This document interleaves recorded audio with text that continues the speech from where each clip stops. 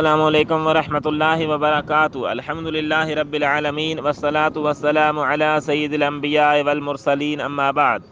جی پیارے بھائی، آپ نے نبی پاک صلی اللہ علیہ وآلہ وسلم کی ایک حدیث یہاں پہ پوسٹ کی ہے، اور ساتھ میں آپ نے سوال کیا ہے کہ کیا ظہرین اور مغربین کو ملا کر پڑھا جا سکتا ہے یا نہیں۔ جی میرے بھائی، یہ جو حدیث ہے کہ رسول اللہ صلی اللہ علیہ وآلہ وسلم نے مدینے میں بلا کسی خوف اور بارش کے ظہر اور عصر اور مغرب اور عشاء کو ملا کر پڑھا۔ ابن عباس سے پوچھا گیا اس سے آپ صلی اللہ علیہ وآلہ وسلم کا کیا مقصد تھا، تو انہوں نے کہا آپ صلی اللہ علیہ وآلہ وسلم نے چاہا کہ اپنی امت کو کسی زحمت میں نہ ڈالیں۔ یہاں پہ انہوں نے ترجمہ تھوڑا عجیب کیا ہے، زحمت تو اچھا ترجمہ نہیں ہے، لیکن صحیح ترجمہ یہ ہے کہ نبی پاک صلی اللہ علیہ وآلہ وسلم نے اپنی امت کو مشکل سے بچانے کے لیے کہ میری امت جو ہے وہ مشکل میں نہ پڑی رہے، تو یہ آسانی دی ہے۔ اب مشکل کیسی ہے کہ نبی پاک صلی اللہ علیہ وآلہ وسلم نے گھر میں بنا کسی خوف خطر کے دو نمازوں کو اکٹھا کر کے پڑھ دیا۔ ابھی آپ بھی اگر کہیں سفر سے آئے ہیں یا کوئی بھی آپ کو عذر ہے، کسی تھکاوٹ کی بنا پر، بیماری کی بنا پر، یا کسی بھی وجہ سے آپ دو نمازیں ملا کر پڑھنا چاہتے ہیں، تو آپ کے سامنے نبی پاک صلی اللہ علیہ وآلہ وسلم کی سنت موجود ہے۔ لیکن اگر کوئی بندہ اس کا معمول بنا لیتا ہے تو یہ اس کا طریقہ درست نہیں ہے۔ اگر کبھی کبھار آپ دو نمازیں ملا کر پڑھنا چاہیں تو یہ ایک سنت پر عمل بھی ہو جائے گا، اور نبی پاک صلی اللہ علیہ وآلہ وسلم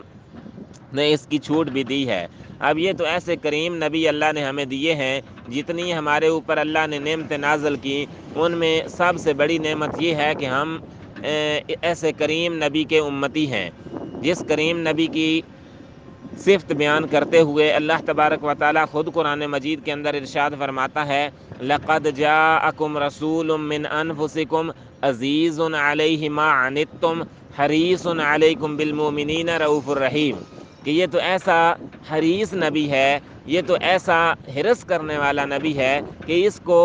ہماری تکلیف، اپنی امت کی تکلیف گراں گزرتی ہے، یعنی ہماری تکلیف انہیں اپنی تکلیف معلوم ہوتی ہے۔ تو ایسا یہ رحیم اور کریم نبی اللہ پاک نے ہمیں دیا ہے۔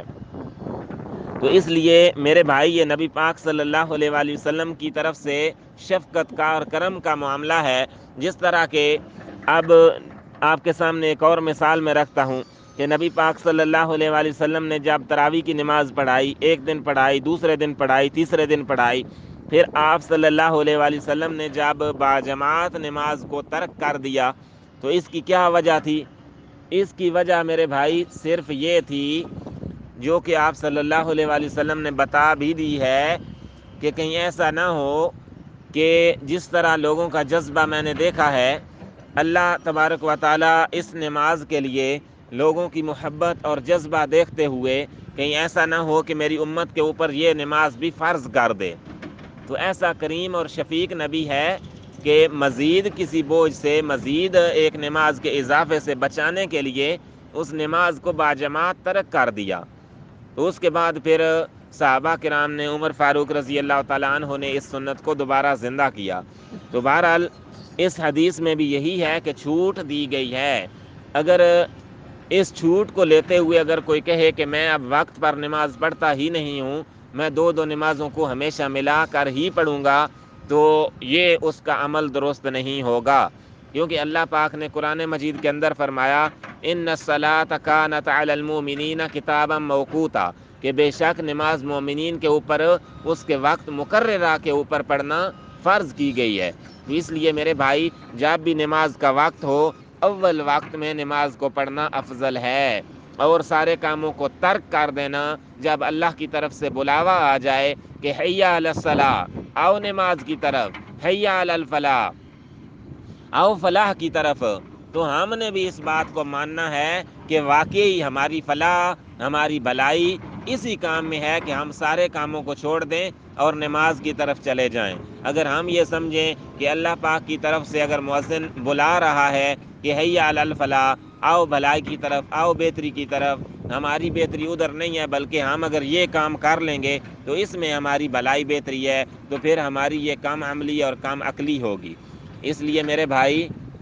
وقت کے اوپر نماز کو فرض کیا گیا ہے اور وقت پر ہی نماز کو پڑھنا ہے۔ اب جو چھوٹ دی گئی ہے اس کا مطلب یہ ہے کہ جب بھی آپ کو کوئی مسئلہ ہو، کہیں نکلنا ہو، کوئی بھی پرابلم ہو، تو آپ 2 نمازوں کو ملا کر پڑھ سکتے ہیں، لیکن اس کے اوپر ہمیشگی اختیار نہیں کرنی۔ ہمیشہ آپ صلی اللہ علیہ وآلہ وسلم نے نماز کو وقت پر ہی پڑھا ہے۔ واللہ اعلم بالصواب۔